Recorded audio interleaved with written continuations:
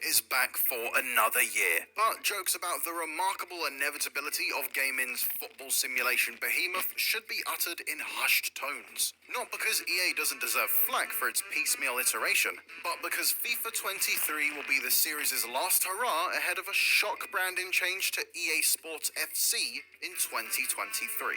The death of such a historic licensing deal creates a somber atmosphere around this year's game, but EA is determined to make the end of an era feel jubilant. With expanded crossplay, the addition of women's club football, and 2 FIFA World Cups in its release window, FIFA 23 plans to go out with a bang. Having spent a whole weekend with an in-progress build of the game, the revised take on gameplay feels appropriately theatrical.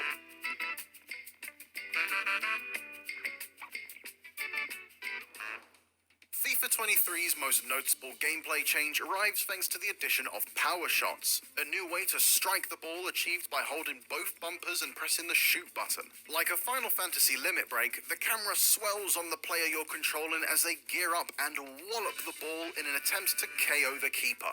The trade-off is that the slow wind-up leaves you wide open to be dispossessed, and it's easy to muck up.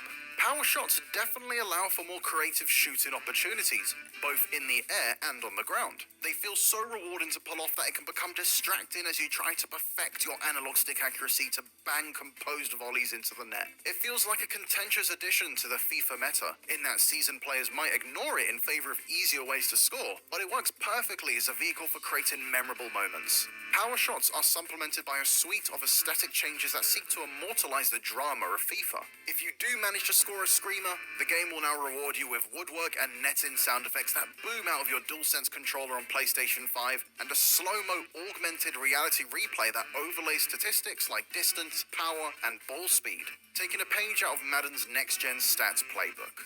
Keepers will be tested more frequently, but the good news is that shot stoppers have also received some crucial improvements. There's plenty of arm and elbow saves, and as silly as it sounds, the individual finger physics capsules genuinely impress. Butterfingers have been addressed, but even so, finesse shots from outside the box still seem to cause them too much trouble.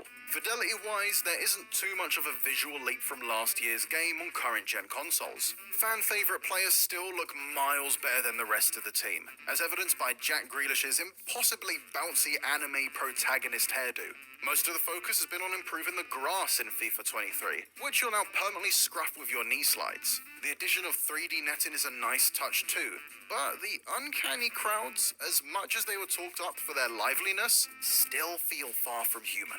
Elsewhere, Hypermotion 2, the evolution of FIFA's player physics system, promises deeper authenticity in player movement on current-gen consoles in FIFA 23, and it delivers. For the most part, expanded motion capture breathes life into women's football with dedicated animations, and applied machine learning adds fluidity to FIFA 23's defensive gameplay. Players will slip their hands behind their backs in the box, and feet and thighs wobble from impact, sending the ball in more realistic directions during a deflection.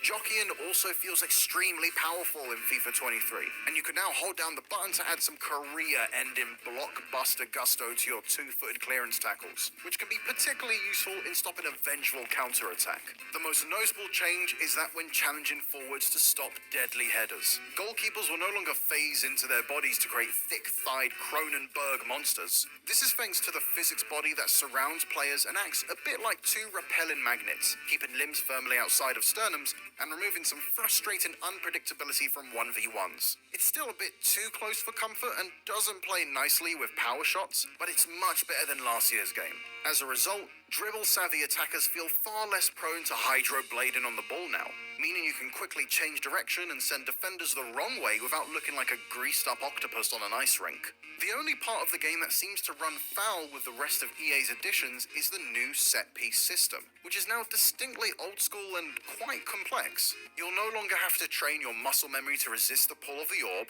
as you can now control the trajectory of every free kick and corner kick with the left stick, while you configure curl and elevation with the right stick. It's pretty nostalgic, and it will take a lot more time than a few days with FIFA 23 to get used to this significant change. Penalties feel even more confusing, as they're more about power and timing than aiming a reticle. As you tap the shoot button to the beat of a shrinking composure ring, it gives your thumbs a much-needed rest, but you'll have to consciously unlearn the muscle memory of holding the left stick in the direction of your spot kick, as this will always send it to some poor family man's face. Broadly, these changes will incentivize players to train their set-piece strategy or face getting caught out by more scholarly players after a regretful foul. It runs directly counter to the more accessible and action-packed changes coming to FIFA 23, making it a controversial pivot away from casual play.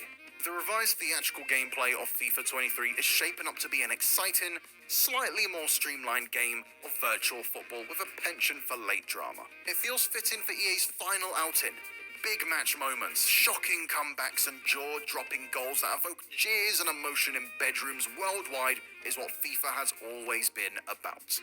We're excited to get online and see how EA's swan song shakes out against real players, who will inevitably shape this year's meta in the weeks after its September 30th release. Let's just hope we can get a few power shots past them first. For more on FIFA 23, make sure to